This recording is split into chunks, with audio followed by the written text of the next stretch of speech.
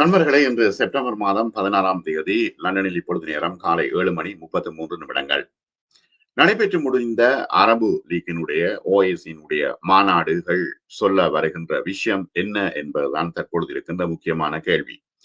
இங்கே ஒரு முக்கியமான ஒரு விடயம் இங்கு ஆராயப்பட்டிருக்கிறது. அது நிச்சயமாக செயல்படுத்தப்பட வேண்டிய தருணம் இப்பொழுது வந்திருக்கிறது. இஸ்ரேல் கட்டார் மீது தாக்குதல் எதிரொலி என்ன? நேட்டோ பாணியிலே இஸ்லாமிய நாடுகளின் புதிய ராணுவ கூட்டணி உருவாகக்கூடிய வாய்ப்புகள் தற்பொழுது தெளிவாகவே தெரிகின்றன. ஏனெனில் வேறு வழி இல்லை. நெதன்யாகு எவ்வாறாவது இந்த அரபு நாடுகளை ஒன்றுபடுத்தி விட்டார் என்றே அரசியல் ஆய்வாளர்கள் குறிப்பிடுகின்றார்கள். முக்கியமான ஒரு விஷயம், இதற்கு யார் தலைமை தாங்குவது?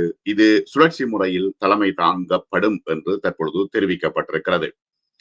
இஸ்ரேலை தண்டிக்க வேண்டும் என்று கட்டார் இப்பொழுது முனைப்பாக இருக்கிறது. சர்வதேச அமைப்பு தங்களின் இருதரப்பட்ட நிலைப்பாட்டை புறந்தள்ளிவிட்டு இஸ்ரேலை தண்டிக்க வேண்டிய நேரம் இது என்று திங்கட்கிழமை கத்தார் பிரதமர் கூறியதாக பிபிசியின் பேர்சிய செய்தி சேவை குறிப்பிட்டிருக்கிறது. சகோதரத்துவ மக்களான பாலஸ்தீனத்தின் மீது தொடுத்து அவர்களின் நிலத்தை அபகரிக்க நினைக்கும் இஸ்ரேலின் எண்ணம் பலிக்காது என்று அவர் இப்பொழுது கூறியிருக்கின்றார். இவ்வளவு காலமும் வாளாயிருந்து விட்டு எப்பொழுது சமாதான பேச்சுவார்த்தைகள் நடத்த அவர் ஆரம்பித்தாரோ அப்பொழுதிருந்து தாக்குதல் நடவடிக்கைகளை நெதன்யாகு அதிகரித்து வருகின்றார். அமெரிக்கா அதற்கு உதவி செய்து வருகிறது. இப்போ இருக்கின்ற சூழ்நிலையில் அரபு நாடுகளுக்குள்ள உள்ள மிகப்பெரிய பிரச்சனை, எவ்வாறாவது ஒன்று சேர்ந்து இஸ்ரேலை தட்டி வைக்க வேண்டும் என்கின்ற ஒரு எண்ணம் வந்திருக்கிறது. சரி, இந்த நேட்டோ மாதிரியான ஒரு ராணுவ கூட்டணி சாத்தியமானதா என்கின்ற மிகப்பெரிய கேள்வியை அரசியல் ஆய்வாளர்கள், ராணுவ வல்லுநர்கள் எழுப்பியிருக்கிறார்கள். அரபு நாடுகளுக்கிடையே நேட்டோ போன்ற ராணுவ கூட்டணியை உருவாக்கும் யோசனை நீண்ட காலமாக இருந்து வருகிறது. ஆனால் அது செயல்பாட்டுக்கு வருமா என்பதுதான் மிகப்பெரிய கேள்வி. ஒரு சாரார் அதுல நம்பிக்கை இல்லை என்று குறிப்பிடுகின்றார்கள். இன்னொரு சாரார் வேறு வழி இல்லை, அரபுக்கள் கூட்டணியாக சேர்ந்து ஏதோ ஒன்றை செய்தால்தான் அவர்கள் வாழ முடியும் என்கின்ற ஒரு நிலைமை உருவாகி இருக்கின்ற காரணத்தினால் நிச்சயமாக இந்த கூட்டணி உருவாகும் என்றே தற்பொழுது தெரிவிக்கப்பட்டிருக்கிறது. அரபு நேட்டோ தொடர்பான யோசனை ஏற்கனவே யோசிக்கப்பட்ட ஒரு விஷயம்தான். சவுதி அரேபியா முக்கியத்துவம் கொடுத்த ஒரு விஷயம். பாகிஸ்தானின் முன்னாள் ராணுவ தலைவர் ரஹீல் ஷெரீப் கூட அதன் தலைவராக ஏற்கனவே நியமிக்கப்பட்டிருக்கிறார். இது பழைய செய்தி. ஆனால் அடுத்த கட்டத்துக்கு செல்லவில்லை. ஏனெனில் அது தேவையில்லை என்று அவர்கள் நினைத்திருந்தார்கள். ஏனெனில் அதற்கு முதல்ல அமெரிக்கா முழுமையாக அரபு நாடுகளை தன் கைவசம் எடுத்து விட்டது. ஓமானாக இருக்கட்டும், அல்லது துபாயாக, யுஏஇயாக இருக்கட்டும், அல்லது சவுதி அரேபியாவாக இருக்கட்டும், கட்டாராக இருக்கட்டும், எகிப்டாக இருக்கட்டும், எல்லாவற்றையும் தன் கைவசம் எடுத்து விட்டது அமெரிக்கா. ஏனெனில் இவ்வாறான ஒரு கூட்டணி உருவானால் தனக்கு மிகப்பெரிய ஆபத்து என்று அமெரிக்காவும் இஸ்ரேலும் ஏற்கனவே நினைத்தன. அனைத்து நாடுகளின் பாதுகாப்பு நலன்கள் வேறுபட்டவைதான். அரபு நாடுகளுக்குள்ள பிரச்சனை என்னென்றால், ஒவ்வொரு நாடும் தாங்கள் தான் முன்னணியில் இருக்க வேண்டும் என்று அவர்கள் விரும்புகின்றார்கள். ஆனால் அவர்களுக்கு இடையில் ஒருமித்த கருத்தை உருவாக்குவது கடினமான வேலை என்று ஏற்கனவே பல ராணுவ வல்லுநர்கள் குறிப்பிட்டார்கள். ஆனால் தற்பொழுது இருக்கின்ற சூழ்நிலையில் இஸ்ரேலை எதிர்ப்பதற்கு வேறு வழி இல்லை என்கின்ற ஒரு நிலைமையில் சவுதி அரேபியாவும் ஈரானும் தங்கள் வேறுபாடுகளை களைந்து ஒன்றிணைய தற்பொழுது முன் வந்திருக்கின்றன. ஆகவே இங்க இருக்கின்ற பிரச்சனை என்னன்னா, ராணுவ கூட்டணி உருவாக வேண்டுமானால் உளவுத்துறை பகிர்வும் அங்கு இடம்பெற வேண்டும். ஆகவே சவுதி அரேபியாவும் ஈரானும் ஈஜிப்டும் உளவுத்துறை பகிர்வுகளை செய்து கொள்ளுமா? ஈஜிப்டை நம்ப முடியாது. எகிப்து என்ன செய்யுதுன்னா, இஸ்ரேலோடு மிகப்பெரிய கூட்டாளியாக சிசி இருக்கின்றார். ஆகவே அந்த சூழ்நிலையில் ஈஜிப்ட் தான் தற்பொழுது இந்த திட்டத்தை முன்வைத்திருக்கிறது என்பதுதான் மிகப்பெரிய ஒரு கருத்து மோதலாக இருக்கிறது. இப்ப ஈஜிப்ட் இஸ்ரேலோடு நெதன்யாகோடு மிகவும் கூட்டாக இருக்கின்ற சூழ்நிலையில் இது சாத்தியப்படுமா? அவர் உளவு தகவல்களை இஸ்ரேலுக்கு கொடுத்து விட மாட்டாரா என்கின்ற பல கேள்விகள் எழுகின்றன. ஆனால் அமெரிக்கா மற்றும் நேட்டோ இதனை அனுமதிக்குமா என்றால், இதனை மீறி அவர்கள் செய்ய வேண்டிய ஒரு சூழ்நிலையில் இப்பொழுது சவுதி அரேபியா இருக்கிறது. ஆகவே சவுதி அரேபியா தலைமையிலே பயங்கரவாத எதிர்ப்பு ராணுவ கூட்டமைப்பு இருக்கிறது. ஆனால் இப்பொழுது இருக்கின்ற சூழ்நிலை என்ன? பரஸ்பரம் இவர்களுக்கு இடையிலான சந்தேகங்களை களைவது, அரபு நாடுகள் ஒன்று சேர வேண்டும். ஆனால் கடந்த செப்டம்பர் மாதம் 9 மாலை தோஹா மீது இஸ்ரேல் நடத்திய தாக்குதலுக்கு கட்டாரும் உலக நாடுகளும் கண்டனம் தெரிவித்து வருகின்றன. ஆனால் முக்கியமான ஒரு விஷயம், இப்பொழுது அரபு நாடுகளை நெதன்யாகு சேர்த்து விட்டார். அவர்கள் ஒன்று சேர்ந்து தங்களை பாதுகாக்காமல் விட்டால் மிகப்பெரிய பிரச்சனை ஏற்படும். இப்பொழுது இருக்கின்ற மிகப்பெரிய பிரச்சனை என்னென்றால், அடுத்த தாக்குதல் துருக்கியை நோக்கி நிகழக்கூடிய வாய்ப்பு இருக்கிறது என்று அரசியல் அவதானிகளும் ராணுவ வல்லுநர்களும் குறிப்பிடுகின்றார்கள். இதுதான் இப்பொழுது முக்கியமான பிரச்சனை. துருக்கியை நோக்கி இவர்கள் இஸ்ரேல் நெதன்யாகுவினுடைய கை நீண்டால் என்ன செய்வது என்பது. ஆகவே கத்தார் மீதான இஸ்ரேலின் வான்வழி தாக்குதல் அரபு ராணுவங்கள் ஒன்றுபட ஒரு காரணத்தை வழிவகுத்து விட்டன. கடந்த வாரம் இஸ்ரேலிய ஜெட் விமானங்கள் தோஹாவின் வானத்தை கிழித்து அங்கு சென்ற பொழுது ஹமாஸ் பேச்சுவார்த்தையாளர்கள் தங்கியிருந்த குடியிருப்பு தொகுதியை தாக்கிய பொழுது இவ்வளவு காலமும் இஸ்ரேல் அஞ்சி இருந்த ஒரு விஷயம் தற்பொழுது நடைபெற ஆரம்பித்து விட்டது. ஒரு அரபு ராணுவ கூட்டணியின் பிறப்பு என்பது நெதன்யாகுவால் தான் இது ஆரம்பித்திருக்கிறது என்பது ஒரு முக்கியமான சமிகையாக இருக்கிறது. அரபு இஸ்லாமிய உச்சி மாநாட்டில் விவாதிக்கப்பட்ட இந்த திட்டம் பல தசாப்தங்களில் பிராந்திய ராணுவ ஒருங்கிணைப்பை நோக்கிய மிகவும் தீவிரமான ஒரு விஷயமாக தற்பொழுது பார்க்கப்படுகிறது, சர்வதேசம் பார்க்கப்படுகிறது. இப்போ ஒரு கூட்டு ராணுவ கூட்டணியை உருவாக்குவதற்கு உச்சி மாநாடு ஒப்புதல் அளித்திருக்கிறது. இதில் ராஜதந்திர வட்டாரங்களும் அரபு ஊடகங்களும் இதனை தெரிவித்திருக்கின்றன. அரபு உலகின் மிகப்பெரிய ராணுவத்திற்கு கட்டளையிடும் எகிப்து கெய்ரோவை தளமாக கொண்ட அரபு நேட்டோவுக்கு அழுத்தம் கொடுத்து வருகிறது. எகிப்து தான் இப்பொழுது முன்னணியில் இருக்கிறது, எவ்வாறாவது ஒரு அரபு நேட்டோவை உருவாக்க வேண்டும் என்று.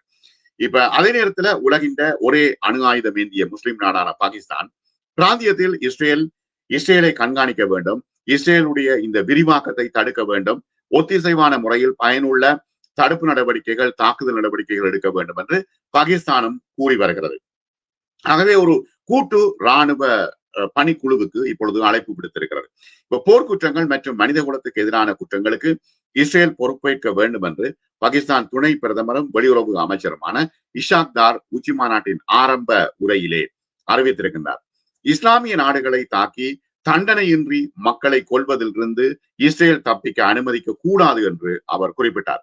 முடிவற்ற இரத்த களரியை நிறுத்த வேண்டும். கத்தார் மீதான தாக்குதலுக்கு சில நாட்களுக்கு முன்பு அரபு லீக்கால் அங்கீகரிக்கப்பட்ட கூட்டு எகிப்து சவுதி கட்டமைப்பின் அடிப்படையில் இந்த உச்சி மாநாடு கட்டமைக்கப்பட்டிருந்தது. செப்டம்பர் 5ஆம் தேதி 22 உறுப்பினர்களை கொண்ட அமைப்பு ஒன்று உருவாக்கப்பட்டது. இது பயங்கரவாதத்தை எதிர்த்து போராட வேண்டும், கப்பல் பாதைகளை பாதுகாக்க வேண்டும், மூலோபாய அரபு உள்கட்டமைப்பை பாதுகாக்க வேண்டும் என்று இந்த அமைப்பு சொல்கின்றது. இதன் மூலம் பிராந்தியத்தின் ஸ்திரத்தன்மையை வலுப்படுத்துவதற்கும் கூட்டு ஒத்துழைப்புக்கான இராணுவ திட்டம், பொருளாதார திட்டத்தையும் அது ஆதரித்திருக்கிறது. தோஹாவிலே உள்ள குடியிருப்பு வளாகத்தில் இஸ்ரேல் நடத்திய வான்வழி தாக்குதலை தொடர்ந்து தற்பொழுது அந்த திட்டம் விரைவாக செயல்படுத்தப்படுகிறது, எந்த மாற்று கருத்தும் இல்லை. ஆகவே ஹமாஸ் மத்தியஸ்தர்கள் இப்பொழுது எங்கு தங்கு வைக்கப்பட்டுள்ளார்கள் என்பது தொடர்பான விவரங்கள் இன்னும் வெளியில் வரவில்லை. கட்டார் மறைத்து வைத்திருக்கிறது. ஏனெனில் மீண்டும் தாக்குதல் நடத்துவேன் என்று நெதன்யாகு குறிப்பிட்டதிலிருந்து அவர்கள் மறைத்து வைக்கப்பட்டிருக்கின்றார்கள். ஆகவே மத்தியஸ்த கொள்கையின் மீதும் போர் மற்றும் அழிவுக்கு மாற்றாக ராஜதந்திரம் பிரதித்துவப்படுத்தும் அனைத்தின் மீதும் நடந்த மிகப்பெரிய தாக்குதல் என்று கத்தார் பிரதமர் முகமது இப்னு அப்துல் ரஹ்மான் அல் தானி ஞாயிற்றுக்கிழமை தெரிவித்தார். உண்மையில தானி என்ன சொல்றாருன்னா, இஸ்ரேலை பொறுப்பேற்க வைக்க இயலாமை இருக்குதானே, இது மிகப்பெரிய இயலாமை. சர்வதேச சமூகத்தை ஒரு கண்டனத்தோடு நிறுத்தக்கூடிய ஒரு நிலைமை இருக்கிறது. ஆகவே இஸ்ரேலை தட்டி வைப்பது யார் என்கின்ற மிகப்பெரிய கேள்வி எழுகிறது. பணைய கைதிகளை விடுவிப்பது தொடர்பான கட்டாரின் பேச்சுவார்த்தைகளை வரவேற்பதற்கு பதிலாக இஸ்ரேல் என்ன செய்து அங்கு கட்டார் மீதே தாக்குதல் நடத்தி வருகிறது. ஆனால் இஸ்ரேலுக்கு உள்ளேயே மிகப்பெரிய நெதன்யாவுக்கு எதிரான போராட்டங்கள் நேற்றும் ரோட்டுகளை மறித்து டயர்களை போட்டு எரித்து மக்கள் எவ்வாறாவது பணைய கைதிகளை மீட்டு வாருங்கள் என்று குறிப்பிடுகின்றார்கள். நெதன்யாகு அசைகிறார் இல்லை. ஆகவே இப்போது இருக்கின்ற சூழ்நிலையில் தவிர்க்க முடியாமல் முடிவில்லாத இரத்த களரி மற்றும் அழிவு நிலைமையை நாங்கள் எதிர்கொள்வோம் என்று அரபுக்கள் உறுதி பூண்டிருக்கின்றார்கள். இப்ப வாஷிங்டன் என்ன சொல்லுது? வாஷிங்டன் உத்தரவாதம் செய்யுமா? இதனுடைய நம்பகத்தன்மை என்ன என்கின்ற சந்தேகங்கள் எழுகின்றன. இப்ப தோஹாவை தாக்கிய ஏவுகணைகளை வாஷிங்டன் இடைமறிக்க தவறி இருக்கிறது. ஏண்டா எல்லா விதமான ஆயுதங்களும் அவர்களிடம் இருக்கிறது, கட்டாரிலே இருக்கிறது. ஆகவே ஏவுகணைகளை வாஷிங்டன் ஏன் இடைமறிக்கவில்லை? அமெரிக்காவுடனான கத்தாரின் பாதுகாப்பு உறவு இன்னும் அப்படியே இருக்கிறது. ஆனால் வாஷிங்டன் முதுகில் குத்திவிட்டது என்றே அரபு நாடுகள் நினைக்கின்றன. வாஷிங்டனில் உள்ள அரபு வளைகுடா நாடுகளின் நிறுவனத்தின் மூத்த அறிஞர் ஹுசைன் இபிஷ் குறிப்பிடும் பொழுது இந்த கூட்டணி திட்டங்களை மத்திய கிழக்கில் குறிப்பாக அதன் பாரம்பரிய அரபு ராணுவ பங்காளிகளுக்கு பாதுகாப்பு உத்தரவாதமாக பணியாற்ற வாஷிங்டன் விருப்பமில்லை. அதான் முக்கியமான விஷயம். என்னன்னா, முக்கியமாக அரபு நாடுகள் முழுவதும் அவர்களுடைய பெட்ரியாட் ஏவுகணை இருக்கிறது, கப்பல்கள் நிற்கின்றன, சுத்தி வர கப்பல்கள் நிற்கின்றன. ஆகவே இஸ்ரேல் தங்களுடைய நீண்ட பயணத்திலே ஜோர்தான், சவுதி அரேபியா போன்ற நாடுகளை கடந்துதான் கத்தாரை வந்து தாக்கி இருக்கின்றன. இந்த சூழ்நிலையில் வாஷிங்டன் இடைமறிக்கவில்லை. ஏன்? அரபு நாடுகளுக்கு அடிக்கட்டும் என்று வாஷிங்டன் இருந்திருக்கிறது. அதாவது அமெரிக்கா இருந்திருக்கிறது, அமெரிக்காவின் திட்டம் இருந்திருக்கிறது. ஆகவே இது ஒரு பாதுகாப்பு உத்தரவாதமாக பணியாற்ற வாஷிங்டன் விருப்பமில்லை.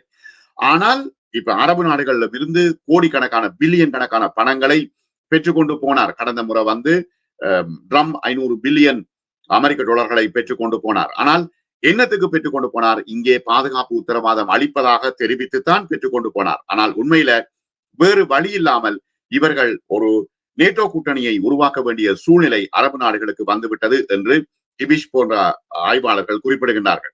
அமெரிக்கா நெருக்கமான பாதுகாப்பு ஒருங்கிணைப்பை வழங்குவதற்கான விதிமுறைகளை தெளிவுபடுத்த தொடங்கினால் இது வித்தியாசமாக மாறும். ஆனால் அமெரிக்கா அவ்வாறு செய்யாது. ஏனெனில் அமெரிக்காவுக்கு இஸ்ரேல் மட்டும்தான் வேண்டும், இஸ்ரேலே வேண்டும் என்று அமெரிக்கா இருக்கிறது. அரபு உலகம் வாஷிங்டன் நீண்ட காலமாக ஊக்குவித்த ஒத்துழைப்பை நோக்கி நகர்கிறதா? அதாவது அவர்கள் அரபுலகம் தாங்களே ஒரு இராணுவ கட்டுப்பாட்டை உருவாக்க வேண்டிய ஒரு சூழ்நிலையை நோக்கி அமெரிக்காவும் இஸ்ரேலும் தான் தள்ளுகின்றன. இப்ப அரபு நாடுகள்கிட்ட பணம் இருக்கிறது, ஆயுதங்கள் இருக்கின்றன. இப்ப போன முறை ட்ரம்ப் வந்த நேரம் 500 பில்லியனுக்கு சவுதி அரேபியா ஆயுதம் வாங்கியது. இந்த முறை ட்ரம்ப் வந்த நேரம் 500 பில்லியன் டாலர்களுக்கு ஆயுதம் வாங்கி இருக்குது.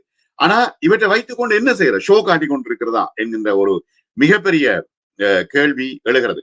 கத்தாரை தாக்குவதில் உண்மையில பெஞ்சமின் நெதன்யாகு தெரிஞ்சு செஞ்சாரா, தெரியாம செய்தாரா என்றது தெரியல. ஆனால் அவருக்கு எதிராக இந்த அரபு நாடுகளை ஒன்று சேர்த்து விட்டார் என்பதுதான் முக்கியமான அரசியல் ஆய்வாளர்கள் சொல்கின்ற ஒரு விஷயம். என்னன்னா, இப்ப இருக்கின்ற சூழ்நிலையில் பிராந்திய ரீதியாக கடந்த 2 ஆண்டுகளில் இஸ்ரேல் பெற்றுள்ள எந்த வெற்றிகளும் காசாவில் அதன் மிருகத்தனத்தாலும் ஒட்டுமொத்த ஆணவத்தாலும் ஆபத்தில் இருக்கின்றன என்று ஆய்வாளர்கள் தெரிவிக்கின்றார்கள். என்ன பிரச்சனைனா, நெதன்யாகு இவ்வளவு காலமும் அவர் பணைய கைதிகளை மீட்பதற்காக அடிக்கிறேன் என்று சொல்லி காசாவை தரைமட்டமாக்கிவிட்டார். எனவே இந்த சூழ்நிலையில் இருக்கின்ற நிலைமையை மேலும் மேலும் இறுக்கமாக்கி கொண்டு போகின்றார். இப்ப அடுத்த அடி துருக்கி மீது விழக்கூடிய சாத்தியக்கூறு இருக்கு. இப்ப துருக்கி நேட்டோவில் இருக்கிறது. அப்ப துருக்கி மீது நெதன்யாகு அடித்தால் நேட்டோ வந்து துருக்கிக்கு ஆதரவு அளிக்க வேண்டும். இல்லாவிட்டால் அது மிகப்பெரிய ஒரு உடன்படிக்கையை மீறுகின்ற ஒரு செயலாக மாறிவிடும். மனதால ட்ரம்ப் வந்து எந்த விதமான கட்டார் தாக்குதலுக்குமான கவலையை தெரிவிக்கவில்லை என்றே அரசியல் ஆய்வாளர்கள் சொல்கின்றார்கள். என்னன்னா, துணை ஜனாதிபதி ஜேடி வான்ஸ் மற்றும் வெளியுறவுத்துறை செயலாளர் மார்க்கோ ரூபியோ ஆகியோருடனான பேச்சுவார்த்தைகளுக்கு பிறகு வெள்ளிக்கிழமை அமெரிக்க ஜனாதிபதி டொனால்டு டிரம்புடன் டினர் அருந்திய சில நாட்களுக்கு பிறகு கத்தார் பிரதமர் தனது கருத்துக்களை தெரிவித்திருக்கிறார். அதாவது இஸ்ரேலிய பிரதமர் பெஞ்சமின் நெதன்யாகு கட்டாரை தாக்குவதில் மிக அதிகமாக சென்று விட்டார் என்பதுதான் அந்த கூற்று. ஆகவே இப்ப அமெரிக்கா வந்து இதை ஒரு சாஃப்டா கையாள நினைக்குது. சரி, கட்டாரை தாக்கினாலும் சரி, சவுதியை தாக்கினாலும் சரி, துருக்கியை தாக்கினாலும் சரி, பிரச்சனை இல்லை, நெதன்யாகு நீங்க தாக்குமோ, நாங்கள் அதை கண்டிக்க மாட்டோம் என்று அவர்கள் ஒரு சாஃப்டான போக்கை கையாளுகின்றார்கள். இதற்கிடையில் மார்க்கோ ரூபியோ ஞாயிற்றுக்கிழமை இஸ்ரேலுக்கு வந்தார். அங்கு நெதன்யாகுடன் இஸ்ரேலின் காசாவை ஆக்கிரமித்து மேற்கு கரையை இணைப்பதற்கான திட்டங்கள் குறித்து விவாதித்தார். அமெரிக்க வெளியுறவுத்துறை செயலாளர் டோஹா மீதான இஸ்ரேலின் வான்வழி தாக்குதல்களில் ட்ரம்ப் நிர்வாகம் மகிழ்ச்சி அடையவில்லை, கடும் கண்டனம் என்று கூட தெரிவிக்கவில்லை, மகிழ்ச்சி அடையவில்லை என்று மீண்டும் வலியுறுத்தி இருக்கின்றார். ஆகவே இது கடும் கண்டனத்திற்கு அப்பாற்பட்ட வார்த்தைகள். எனவே நெதன்யாகுவை தட்டி கொடுக்கின்றார், மேலும் மேலும் அடியுமோ என்று தட்டி கொடுக்கின்றார். ஆகவே ராணுவ கூட்டணி திட்டம் அரபு உலகத்துடன் ஒரு முக்கியமான ஒரு திட்டமாக இது இருக்கிறது என்று ஆய்வாளர் இபிஷ் தெரிவிக்கின்றார். அமெரிக்கா செல்வாக்குக்கு இது பெரும் விலையாக இருக்கும் என்பதை வாஷிங்டன் நிச்சயமாக தற்பொழுது உணர வேண்டிய நேரம் வந்துவிட்டது. இறுதியில் இது அரபு கூட்டணி, ராணுவ கூட்டணி வருவதை அமெரிக்கா விரும்பாமல் இருக்கலாம். ஆனால் இப்பொழுது அவர்களை தடுக்க முடியாத ஒரு சூழ்நிலை இருக்கிறது. ஆகவே முக்கியமான ஒரு விஷயம் என்னன்னா, தற்பொழுதுள்ள சூழ்நிலையில் அரபு ராணுவ கூட்டணி அமைய வேண்டும், அமையக்கூடிய வாய்ப்புகள் அதிகமாக இருக்கின்றன. ஏனில் இன்னொரு அரபு நாட்டுக்கு அடித்தால்தான் அதனுடைய பிரதிபலன் என்னென்று இப்பொழுது புரியும், அதுவரையும் புரியாது. ஆகவே கட்டாருக்கு நெதன்யாகு அடித்து இந்த அரபுக்களை ஒன்றாக கூட்டணியில் சேர்த்து விட்டார் என்றே ராணுவ ஆய்வாளர்கள் குறிப்பிடுகின்றார்கள். இப்ப நடைபெற்று முடிந்த அரபு உச்சி மாநாட்டினுடைய முடிவு என்ன? அரபு நாடுகள் எல்லோருமாக ஒன்றாக சேர்ந்து இந்த கூட்டணியை உருவாக்க வேண்டும். இப்ப இது ஒரு முக்கியமான விஷயமாக பார்க்கப்படுகிறது, ஆச்சரியமாகவும் பார்க்கப்படுகிறது. பெஞ்சமின் நெதன்யாகு எது நடைபெறக்கூடாது என்று நினைத்தாரோ இது நடைபெற்று விட்டது என்றே நாம் பார்க்க வேண்டும். மற்றும் ஒரு வீடியோவிலே நாம் சந்திப்போம். நன்றி நண்பர்கள்.